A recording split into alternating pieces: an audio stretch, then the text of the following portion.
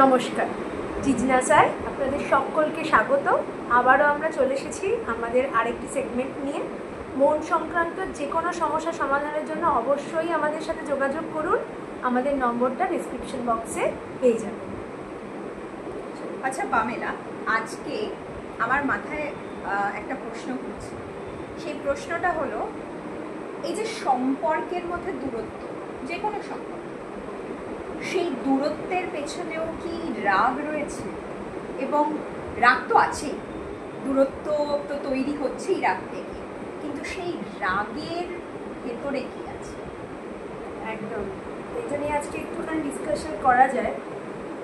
যেমন আমি বলতে পারি যে কোনো সম্পর্ক হতে পারে, সেটা কোনো শুধু ভালোবাসা থাকতে হবে সেই সম্পর্কটার মাঝে, সেটা মা বাবার সাথে হোক, হাজব্যান্ড ওয়াইফের হোক, বয়ফ্রেন্ড গার্লফ্রেন্ডের হোক, বা এখন যে আমাদের বিভিন্ন সোসাইটাল স্টেটাসের জন্য যে বিভিন্ন শব্দগুলো ব্যবহার করছে, সিচুয়েশনশিপ ইত্যাদি ইত্যাদি, বিভিন্ন শব্দের সম্পর্কের ক্ষেত্রেই হোক, এই যে আমাদের ফিয়ার বা ভয়, সেই জিনিসটা তো, এবং রাগ, ফিয়ার ভয়টা যেহেতু রাগের সাথে অত্যন্ত ওতপ্রোতভাবে সম্পর্কিত, তো এই ভয়টা বা সেখান থেকে তৈরি হওয়া রাগটা অবশ্যই থাকে, এবং সেটার অন্তর্নিহিত জিনিসটা আমার মনে হয় যে এক্সপেকটেশন।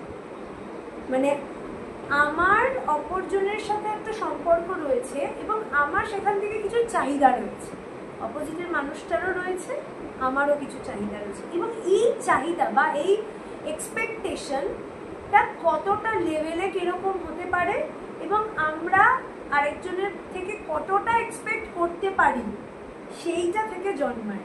আচ্ছা, সেটা তো নয় একটা কন্ট্রোলের মধ্যে দিয়ে আসতে পারে, যে আমি বুঝে আমি ভাবলাম যে আমি এতটাই এক্সপেক্ট করবো কি করবো না, বা আমার এক্সপেকটেশনটা যদি আমি নিজেকে প্রশ্ন করে করে ঢুকি, তাহলে আমি বুঝতে পারি যে আমার কন্ট্রোলে আমি রাখতে পারবো আমার এক্সপেকটেশনগুলোকে। কিন্তু এখানে কি আরেকটা জিনিসও কাজ করে যায়, এই এক্সপেকটেশন যেটা আমি অপর মানুষটার থেকে করছি, সে কতটা অবগত আমার এই এক্সপেকটেশনের মধ্যে। সেখানে যদি কমিউনিকেশনের অভাব থাকে, তখন কি এই এক্সপেকটেশনগুলো আরো ভয়ঙ্কর দিকে যায়, বা সম্পর্কগুলোর দূরত্ব তৈরি হয়, ডিট্যাচমেন্ট তৈরি হয়ে যায়। এবং এই এক্সপেকটেশনটাই এমন জিনিস, এবং সেটা থেকেই সমস্ত কিছুর সূত্রপাত। কারণ আমার লেভেল অফ এক্সপেকটেশন একরকম, তার লেভেল অফ এক্সপেকটেশন আরেক রকম। তার কারণ প্রত্যেকের আমাদের বড় হওয়ার ধরন আলাদা, পরিবেশ আলাদা, পাত্র আলাদা। একদম, এবং আমাদের মধ্যে যদি সঠিক কমিউনিকেশন না থাকে, তখন আমাদের এক্সপেকটেশনের পারও চড়তে থাকে। কারণ আমিও অপোজিট লোকটার লিমিটেশনসগুলো বুঝতে পারছি না, যে এতটা পর্যন্ত গেলে তার এক্সপেকটেশন কতটা হতে পারে। তাহলে কি তখনই আমাদের অভিমান আসে? একদম, এবং অভিমানটাই ধীরে ধীরে রাগের দিকে যায়, এবং অভিমানটা রাগের দিকে যায়, কম্পিটিটিভনেসের দিকে যায়। যেমন অনেক সময় এরকম হয় যে তুই আমাকে 2 ঘন্টা রিপ্লাই করিস নি, আমিও তোকে 2 ঘন্টা রিপ্লাই করবো না। তো এই 2 ঘন্টা রিপ্লাই না করাতে দুটো মানুষের জীবন থেকে 4 ঘন্টা চলে গেল। আর কোথাও না কোথাও কিন্তু লুকিয়ে, এটার পেছনে কিন্তু লুকিয়ে রয়েছে সেই অভিমান। একদম, যেই অভিমানটা আমার কমিউনিকেট করা হয়, তাকে বলা হয়, এবং হয়তো সে জানেই না আমি সেই অভিমানটার মধ্যে দিয়ে রয়েছি। সেটা যতক্ষণ না আমরা বিভিন্ন, হতেই পারে যে আমরা স্টেটমেন্টের মাধ্যমে তাকে বলতে পারছি না, কোনো একটা স্টেটমেন্ট দিতে পারছি না, কিন্তু আমরা বিভিন্ন প্রশ্নের মাধ্যমে তার কাছে যেতে পারি, অ্যাটলিস্ট তার সাথে কমিউনিকেট করতে পারি, তাকে অন্তত এই আঁচটুকু দিতে পারি যে আমার অসুবিধা হচ্ছে, আমার তোমার এই বিহেভিয়ারটার অসুবিধা হচ্ছে। আদারওয়াইজ এই কমিউনিকেটটা যদি আমরা যখনই করব না, তখনই আমাদের অভিমান এবং অভিমানের পারদ চড়তে থাকবে, এবং অভিমানগুলো জমতে জমতে জমতে জমতে রাগে রূপান্তরিত হবে, এবং সেই রাগটা যখন হবে তার বহিঃপ্রকাশ অত্যন্ত বাজে, অত্যন্ত ভয়ঙ্কর হয়। সেখান থেকেই কিন্তু সম্পর্কের ইতি এসে যায়, বা ডিট্যাচমেন্ট থেকেও আমরা না থাকি না হয়তো সেই সম্পর্কে। এই অভিমানের নিরিখে কিন্তু কমে। তবে হ্যাঁ, এখানে একটা বড় জায়গা যেটা মনে হয় যে আবার সব সময় আমি একতরফাও কিন্তু কমিউনিকেশন হতে পারে না। একদম, একজন কমিউনিকেট করতেই থাকছে কিন্তু আরেকজন তার কোনো রেসিপ্রোকেশন নেই, বা তার তার কোনো কমিউনিকেশন নেই, তার তরফের কোনো সেখানেও কমিউনিকেশন নেই, কিন্তু রাগের সৃষ্টি হয়, সৃষ্টি হচ্ছে। আর এটাই কিন্তু বড় রেড ফ্ল্যাগ যে কোনো সম্পর্কে। একদম, যে বোঝানোর পরেও তার সেই ইচ্ছেটা নেই বা তার প্রকাশটা নেই, একদম তার প্রকাশটা নেই।